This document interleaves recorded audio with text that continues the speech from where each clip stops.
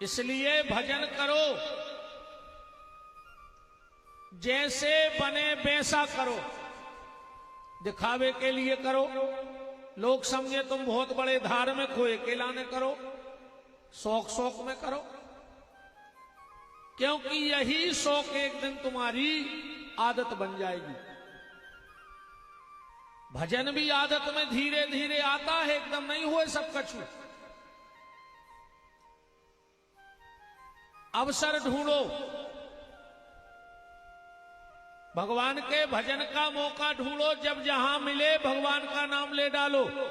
जैसे मिले वैसे नाम लो, पर भगवान का नाम लो, यही जीवन की सार्थकता है, बाकी सब मिथ्या है। आज की कहानी यहां से कथा प्रारंभ है।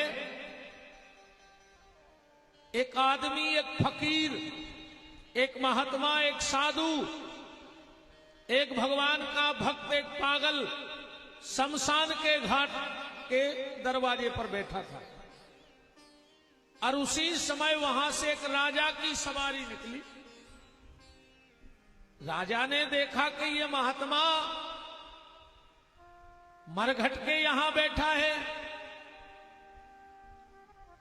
तो राजा ने कहा, क्यों महाराज यहां क्यों बैठे हो? महात्मा बोलो, राजा एक ने एक दिन तो तैयार नहीं है, तो हम पहले से आके बैठ गए, क्योंकि तुम कितना भी भग लो, कितना भी दौड़ लो, आखिरी मंजिल तुम्हारी शमशान घाट है। आखिरी मंजिल क्या है आदमी की? शमशान घाट। कितना कहूं घूमे आओ तुम, आखिरी में तो शमशान घाट पहुंचना है। तो राजा बोलो कि महाराज अब ऐसे काय बैठे में तो आदमी खुदा ही कर दे जब समय आ है। भाई अब ऐसे तो बैठवे की का जरूरत है, वो तो जोंदना समय आ है। क्योंकि देखो बड़ी विचित्र स्थितियां हैं इस जीवन की। जब हम इस दुनिया में आए तो पहला स्नान भी दूसरों ही ने कराओ और आखिरी भी दूसरे ही करें। अपन ने नहा पे भी आखिरी में कि नहा ले भी, मरबे के बाद कहो कि यहाँ पानी ठंडो है कि गर्म है। पहला स्नान भी दूसरे कराए हैं और आखिरी स्नान भी दूसरे ही करे हैं।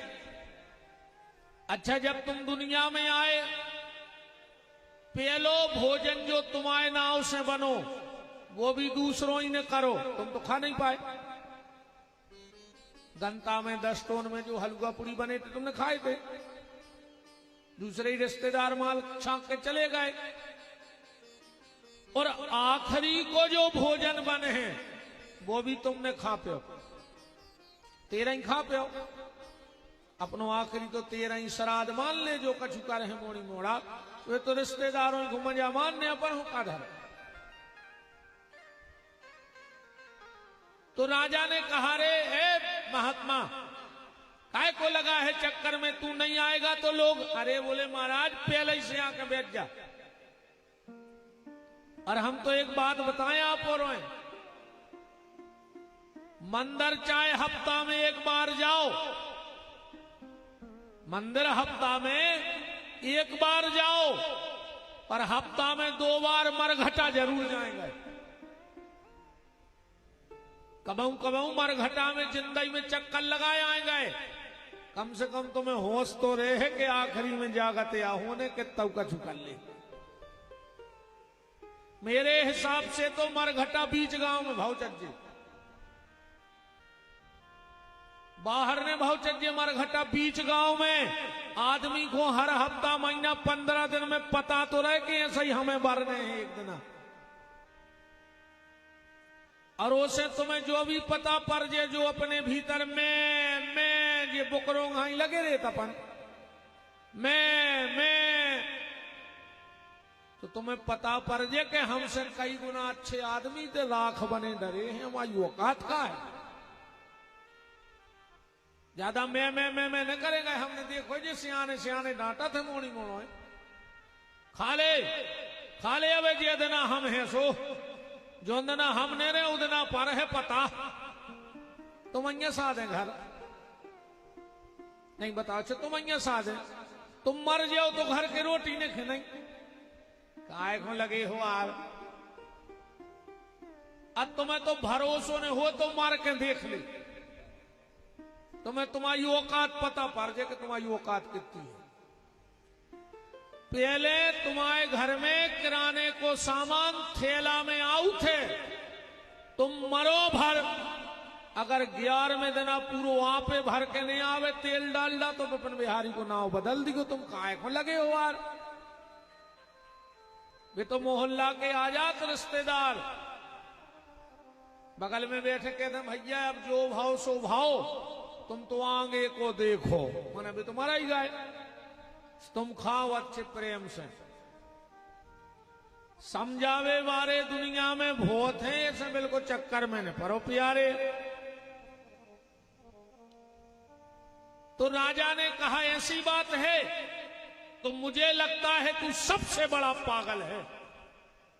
और राजा लाए तो एक सोने की छड़ी, ओ महात्मा को दी, बोले महात्मा या सोने की छड़ी अगर तुमसे बड़ो कोनो पगला ये दुनिया में हो तो खुदे दीजिए। कैसे में तुमसे बड़ो पगला ही नहीं मिलो, मन ने कबे है तुम अबे से बैठे मारे घटा में। अगर तुझसे बड़ा कोई पागल मिले तो ये सोने की छड़ी उसे दे देना।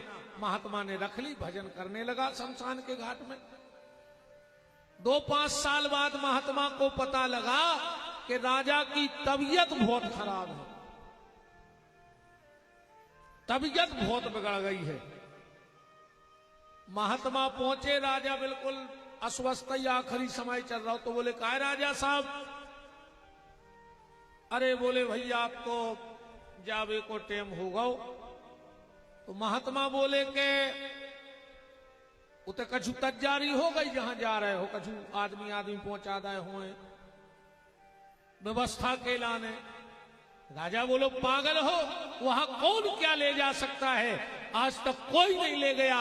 महात्मा ने झोली में से बछड़ी निकाली, बोले राजा जा ले लेता हूं। बोले क्यों? बोले तुमने कही थी कि जब हमसे बड़ो पागल मिल जाए तो खुद दे दियो।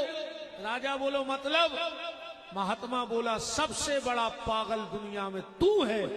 तू पूरी जिंदगी जानता रहा कि यहां से कुछ लेके नहीं जाना, फिर भी दूसरों को दुख देता रहा, दूसरों को कष्ट देता रहा। तो दुनिया में सबसे बड़ा पागल कौन है? उसे पता है कि ये जहर है फिर भी पी रहा है, तो वो पागल है कि नहीं है? उसे पता है कि ये आग है फिर भी उठा रहा है, उसे पता है कि इस छेद में सांप बैठा है फिर भी हाथ डाल रहा है। तो निवेदन बस मेरा आपसे वही है, दुनिया के सारे काम करो पर दुनिया में सबसे प्रमुख अगर कोई काम है तो वो भगवान का नाम है। सब काम करो, किसी चीज को मना ही नहीं है, पर उसको मत भूल जाओ, उसको याद करे रहो। इस संसार में रहते रहते भी उसे मत भूलो। कल आप चर्चा में सुन रहे थे महात्मा मांडव की चर्चा। मांडव ने श्राप दे दिया धर्मराज दुष्टर को और 3 जन्म धर्मराज दुष्टर को एक साथ लेने पड़े। कि दुष्टर, विदुर और स्वपच वाल्मीकि।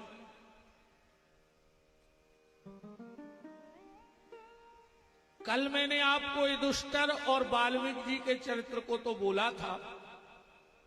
आज 2-5 मिनट का प्रकाश महात्मा विदुर के जीवन पे डाल रहा हूं कि भक्ति की ताकत क्या होती है, भक्ति में ताकत कितनी है। और अगर वास्तव में सच्चा प्रेम ईश्वर से हो जाए, उससे एक लगन लग जाए, तो फिर जीवन का आनंद ही कुछ और होता है। एक दिन महात्मा विदुर धृतराष्ट्र को समझा रहे थे, क्योंकि पहले का समय ऐसा था, ईमानदारी बताना, हम लोगों के जीवन में ये घटनाएं घटी हैं। अगर पहले गांव में हम कोई गलती करते थे और गांव का कोई व्यक्ति हमें डांट देता था, तो हम अपने घर में न बताते जवाब। अगर गांव के कोनो सियाने ने अपन हो गलत काम में डांट दो तो अपन घरे ने बताते, काहे ना घर के ओर मारते। होता था ऐसा कि नहीं? मां बाप का तो डर रहता था, पर समाज का, पड़ोसी का, गांव के बुजुर्गों का डर ज्यादा रहता था। मान के चलो किसी ने डांट दिया, फिर वही ने बताई महीना 2 महीना बाद, बोले काय भैया मोड़ा कछु कह रहा हो? तो बोले हमसे कछु नहीं कही। अरे यार बोले एक दिन वो बीड़ी पी रहा हो तो सोमने एक थपाड़ा मार दो। तो पापा हरे पिताजी का कहते, अरे यार भैया तुमने एक मारो, तुम्हें 2-4 और मान लेते। ऐसा ही हो तो पहले। अब आज के तुम मोड़ा की कोनो बाप से कहियो तो यार तना मोड़ा पे ध्यान दियो तो ना, बारात में दारू पी लाई थी, सो मोड़ा को बाप कहे सुखा तुम्हारे बाप की पी थी। बोलो हो रहा हो आज ऐसा ही। आज तुम किसी के बच्चे को डांट नहीं सकते हो, डांटो भाई लड़बे आज। इसलिए संस्कार मर्यादाएं सब मिट गई। विदुर जी ने धृतराष्ट्र से कहा, धृतराष्ट्र महाराज दुर्योधन गलत रास्ते पे जा रहा है, हो सके तो रोक लेना, क्योंकि जिस रास्ते पे दुर्योधन जा रहा है वो रास्ता विनाश का है। पीछे खड़ा था दुर्योधन। ए विदुर, तू मंत्री है तो मंत्री रह, अपनी औकात मत भूल। मेरे पारिवारिक मामले में तुझे दखल देने का कोई अधिकार नहीं है। निकल जा यहां से, और तुझे मंत्री पद से बर्खास्त किया जाता है। जो भी सुविधाएं तुझे राज्य की तरफ से मिली हैं वो सारी दूर कर देना। विदुर जी ने तुरंत मुकुट उतारा और परमात्मा को धन्यवाद दिया कि प्रभु तूने मुझे इस झूठे लोगों से बचा लिया। विदुर जी घर गए। विदुर की पत्नी का नाम क्या था? विदुरानी है ना? अच्छे का जने हाथ तो उठाओ, कौन को पता है विदुर की पत्नी को नाम क्या था? विदुरानी। ऐसी नहीं विदुरानी, तू ऐसी है डॉक्टर की डॉक्टरनी, ये बिल की गोली जानत नहीं है, ऐसी कहा। पंडित जी की पंडितायन, पत्रा खोल के नहीं जाने, अब पूरे में पंडितायन बचत। पटवारी की पटवारन, खेत पे गई नहीं जिंदगी।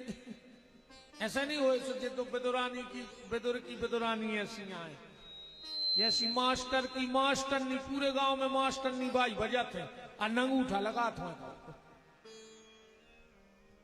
ऐसी विदुर की विदुरानी आएंगे। काय डॉक्टर की डॉक्टरनी, मास्टर की मास्टरनी, पंडित की पंडितायन, तो डाकिया की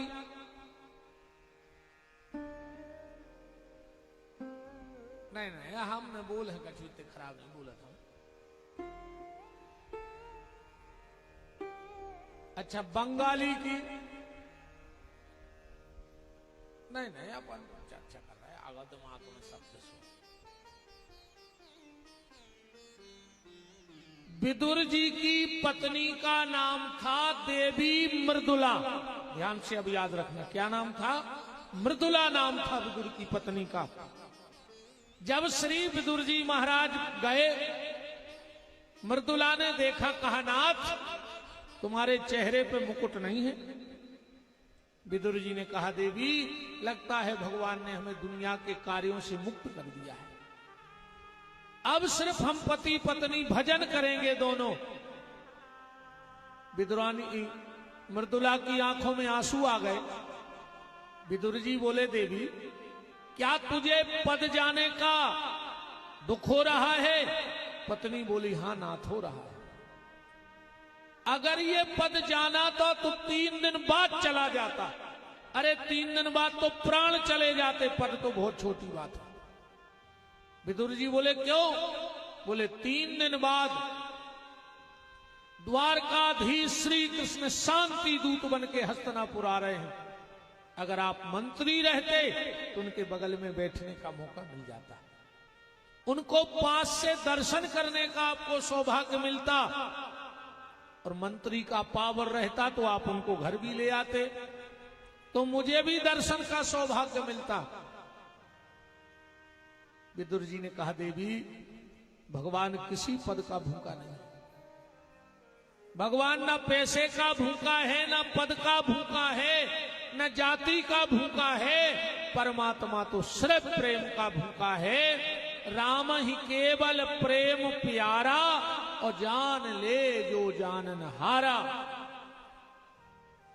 चिंता मत करो देवी, अगर वो हमारे भजन में हमारी लालसा हमारे मन में उनसे मिलने की होगी तो वो हमसे जरूर मिलेंगे। दुर्योधन ने 2 किलोमीटर दूर से फूल बिछवाए। 2 किलोमीटर से माताएं मंगल कलश लेके अगल बगल खड़ी हो गई। अब विदुर जी कोई पद पे तो है नहीं, आम नांगर के बच्चे। अब ये भी राजा के चित्ते चढ़ गए। आम जनता में भीड़ में खड़े हैं, और भगवान का जैसे ही आगमन हुआ, जय जयकार होने लगा। भगवान हाथ हिला हिला करके पूरे हस्तिनापुर वासियों का अभिवादन स्वीकार कर रहे हैं। पर जैसे ही भगवान की नजर विदुर पे पड़ी, और भगवान ने विदुर का हाथ से अभिवादन नहीं किया, थोड़ा सा नीचे के ओंठ से अभिवादन कर दिया, देख के मुस्कुरा दिया। और जो मुस्कुराए, विदुर जी समझ गए कि मुझे पहचान गए। भगवान जैसे ही सभा में पहुंचे, भगवान बोले, दुर्योधन मैं एक प्रस्ताव लेके हस्तिनापुर आया हूं। तुम मात्र 5 गांव पांडवों को दे दो, क्योंकि युद्ध के परिणाम कभी अच्छे नहीं होते हैं। सारा राज्य तुम रख लो, मात्र 5 गांव दुर्योधन को दे दो और युधिष्ठिर को दे दो। दुर्योधन बोलो, कन्हैया तुम 5 गांव की बात कर रहे? बिना युद्ध के मैं सुई की नोक देने वाला नहीं। बगल में खड़ा था शकुनी, दुर्योधन का कंधा मसक दिया। दुर्योधन मन से सम कह रहा हो कि दुर्योधन साहब से बताइए ना, महाभारत जब हुज्जे तुम अभाई मार जाओ। तुम्हें पता है कि तुम बात कौन से कर रहे? दुर्योधन मामा का इशारा समझ गया। अच्छा एक बात है, एक बार भगवान कृष्ण से किसी ने पूछा, प्रभु एक बात बताओ, जब पांडव तुम्हारे साथ थे, तुम उनकी सगी बुआ के मामा के लड़के हो, वो तुम्हारी बुआ के लड़के हैं, तो जब उन्होंने जुआ खेला तो तुमने रोका क्यों नहीं? तुम्हें रोकना था भाई, अपना कोई रिश्तेदार है, अपन रोके। अब वो माने न माने वो की इच्छा, समझा तो अपन दूसरों हैं तो अपना तो समझे हैं, तो तुमने रोका क्यों नहीं? भगवान बोले, बस जई तो गलती करत है आदमी। इन लोगों ने हमें बताया ही नहीं कि जुआ की रचना रची है। आदमी अच्छा काम तो खूब प्रदर्शन करता है और बुरा काम दबा के करता है। और भगवान बोले, सबसे बड़ी गलती इनकी जा भाई पांडवों की, जब जुआ की चर्चा भाई तो दुर्योधन ने स्पष्ट कह दी कि सुनो दुष्टर, जुगा के फड़ पे तो हम बैठे चौपर पे, पर हमारी तरफ से मेरे पासे मेरे मामा फेंकेगा। तो उस समय दुष्टर भी तो कह सकते कि दुर्योधन, अगर तेरी तरफ से पासे तेरा मामा शकुनी फेंकेगा, तो मेरी तरफ से मेरे पासे मेरे मामा का लड़का कृष्ण फेंकेगा। बताओ, फिर मायापति के सामने माया चल जाती। तो दुर्योधन को खुद से ज्यादा भरोसा किस पे है? अपने मामा पे। अब पांडवों को भगवान से भी ज्यादा भरोसा किस पे है? खुद पे है। और भगवान किसके हैं? बोले सुनेरी मैंने निर्बल के बल राम। वो तो निर्बल के बल हैं। बलवानों का तो वो घमंड तोड़ने वाले हैं। तो दुर्योधन बोलो कन्हैया, अरे आता ही देर नहीं भाइयों, लड़बे भिड़बे की बातें करने लगे। अरे तुम चार लोग बैठ करके जो निर्णय करोगे वो मुझे मान्य होगा, पर कन्हैया तुझे तो पता है मेरी मां कितनी बड़ी पतिव्रता है। जब मेरी मां को पता लगा कि हमारे पिताजी अंधे हैं तो उसने आंखों पे पट्टी बांध ली। और कन्हैया, जब से पता लगा है कि तुम हस्तिनापुर आ रहे हो, मेरी मां ने अपने हाथ से भोजन बनाया है। भगवान ने मन में सोची, भोजन तो ठीक है दुर्योधन, पर भोजन तो दो स्थिति में होते बस। तीसरी स्थिति में कोई भोजन नहीं करे, चाहे हम हो, चाहे तुम हो, चाहे दुनिया हो। भोजन सिर्फ और सिर्फ दो स्थितियों में व्यक्ति किसी के यहां भोजन करता है। कौन सी दो स्थितियां? पहली, भूख बहुत तेज लगी हो, अब सामने बारों का चाहने का दद्दा हम तो खे हैं न मार जे भाई क्या कर रहे, नहीं खा रहे। तो पहली भूख बहुत तेज लगी हो, और दूसरी खिलाने वाले का भाव बहुत अच्छा हो। आदमी को बिल्कुल भी भूखने लगी होए,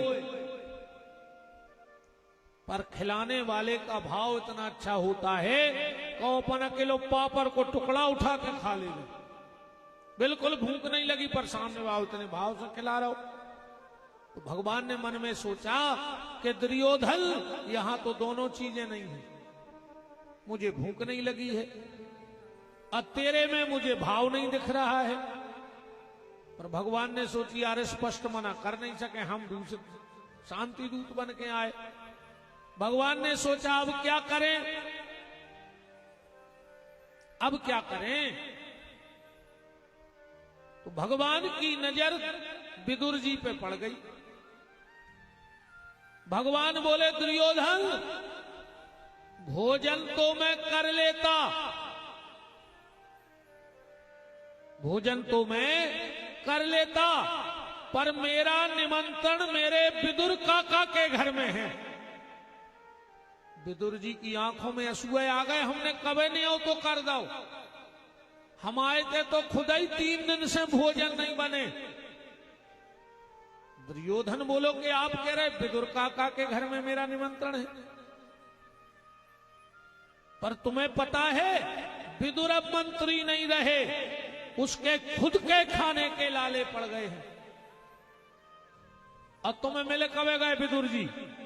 भगवान बोले कि दुर्योधन 8-10 दिन पहले पत्र आया था विदुर काका का। उसमें लिखा था कि कन्हैया तुम आ रहे हो, तुम्हें रुकना जिसके यहां हो रुक जाना, पर भोजन मेरे घर में होना। दुर्योधन बोलो उनकी खुद की व्यवस्था नहीं है, वे तुम्हारी व्यवस्था कैसे कर। भगवान बोले मुझे क्या लेना देना, चाहे खुद को बेचे, न्याय तो करो है तो भोजन तो कराने पर। विदुर जी की आंखों में आंसू आ गए और गली भी मिल गई कि चाहे खुद को बेचे। दौड़ करके घर आए, एक केल का बगीचा है उसी में रह रहे हैं, केल के पत्तों के नीचे रह रहे हैं, क्योंकि दुर्योधन की अधर्म की कमाई अब विदुर जी को नहीं चाहिए थी, सब त्याग दिया था। एक एक जोड़ी कपड़े में महल छोड़ा था विदुर और उनकी पत्नी ने। दौड़ करके आए, बोले मृदुला तू कह रही थी कि वो पहचानता है कि नहीं, और वो सभा में चिल्ला चिल्ला के कह रहा है कि मेरा निमंत्रण मेरे विदुर काका के घर में है। तू एक काम कर, मैं उसके कुछ खाने की व्यवस्था करके आता हूं, तू तब तक उसके बैठने की व्यवस्था कर। विदुर जी गए, एक मक्खन की दुकान पे गए, दुकानदार से बोले भैया मुझे थोड़ा सा मक्खन दे दो, अब ये सबको पता है कि दिवालिया हो गए हैं, कुछ है नहीं। तो दुकानदार ने कहा विदुर जी मक्खन तो हम दे देंगे, पर कीमत कहां से दोगे? विदुर जी बोले भैया मुझे 2 घंटे का समय दे दो बस, जितने में मैं कृष्ण को भोजन करा दूं और उसके बाद उसके जाने के बाद मेरी जितनी सांसें होंगी वो तुम्हारी रहेंगी, हम तुम्हारे यहां काम कर करके ये पैसा चुका देंगे। एक दोने में मक्खन ले लिया, पर विदुर जी को याद आ गया कि मिश्री भी चाहिए उसको, माखन मिश्री का भोग लगाता है। दूसरी दुकान पे गए, बोले भैया थोड़ी सी मिश्री दे दो। दुकानदार बोला कि कीमत कैसे चुकाओगे? विदुर जी बोले जब तक मेरी पत्नी की आखिरी सांस रहेगी वो तेरी दुकान में काम करेगी, मैं वचन देके जा रहा हूं। दोनों पति पत्नी मक्खन मिश्री के लिए बिक गए, और यहां विदुर जी बाजार करते रहे, और वहां भाव के भूखे भगवान विदुर के घर में पहुंच गए, केल के जंगल में। चिल्ला पड़े काकी काकी काकी। अब लोग तो ये कहते हैं कि विदुरानी स्नान कर रही थी तो बिना वस्त्रों के दौड़ पड़ी, पर बिना वस्त्रों के नहीं दौड़ी है। जब काकी काकी काकी कानों में शब्द पड़े, तो जब विदुरानी दौड़ी तो साड़ी का जो पल्ला माताएं कंधे पे रखती हैं वो जमीन में गिर गया। जमीन में पल्ला जो कंधे पे लेती ना आधी साड़ी, वो जमीन में गिर गई। तो भगवान ने अपना पीतांबर फेंक दिया काकी की तरफ। आ गए कन्हैया, हाँ काकी बैठ। भगवान बोले काकी ये सब बाद में, मुझे बहुत तेज भूख लगी है, मुझे कुछ खिला दे। विदुरानी बोली कन्हैया घर में तो कुछ है नहीं, पर तेरे काका गए हैं बाजार से कुछ ना कुछ जरूर लाएंगे। बैठने के लिए भी कुछ नहीं है, एक केल का पत्ता तोड़ लाई, जमीन पर बिछाया, यहां बैठ जा लाला। और जैसे ही भगवान बैठने लगे, नहीं नहीं नहीं नहीं ये जगह ठीक नहीं है, उठो। दूसरी जगह बिछा दिया, भगवान पूरे के बैठे, नहीं नहीं कन्हैया उठो, ये जगह भी ठीक नहीं है। और आखिरी में पता क्या हुआ? केल का पत्ता बिछाकर खुद बैठ गई केल के पत्ते पर, और कन्हैया को बिठा लिया नीचे। भाव में ऐसी बह गई, भूल गई। भगवान बोले काकी बहुत भूख लगी है, बहुत भूख लगी है काकी। बस काका आने वाले हैं। अरे बोले कुछ तो होगा। केले लगे हैं कन्हैया, वही तोड़ ला। अब विदुरानी कुछ केले ले आई और बैठ गई सामने, और ऐसी भाव में पागल हो गई, केला छीलती है, छिलका कृष्ण को खिला देती है, और केले का गूदा फेंक देती है। भगवान बड़े प्रेम से खा रहे हैं, क्योंकि भाव का भूखा हूं मैं, भाव ही बस सार है। भाव से मुझको भजो तो भव से बेड़ा पार है। भगवान का ये स्वभाव है। भगवान ये नहीं देखते तुम लड्डू लाए हो, पेड़ा लाए हो, क्या लाए हो, वो तो ये देखता है कि भाव से लाए हो कि कुभाव से लाए हो। वो भावग्रही है, ना कि वस्तु ग्रहण करने वाला है। बड़े प्रेम से केला खिला रही है, छिलका, और इतने में विदुर जी आ गए। ओ देवी, ये ले मक्खन मिश्री केल के पत्ते पे सजा ले, वो आने वाले होंगे। मृदुला बोली, नाथ आने वाले नहीं है, वो तो आ चुके हैं, झुपड़िया में बैठे। और जो विदुर जी भीतर गए तो भगवान जमीन पे बैठे हैं और सामने केले के पत्ते का आसन बना है। समझ गए कि इस पागल ने भगवान को नीचे बिठा लिया और खुद आसन पे बैठ गई। जाके गोविंद के हाथ जोड़ लिए। गोविंद, हे जनार्दन, तन और बढ़ा दीजिए बच्चा आवाज। हे गोविंद, हे जनार्दन, अपनी इस काकी को माफ कर देना रे, ये तुझसे बड़ा प्रेम करती है।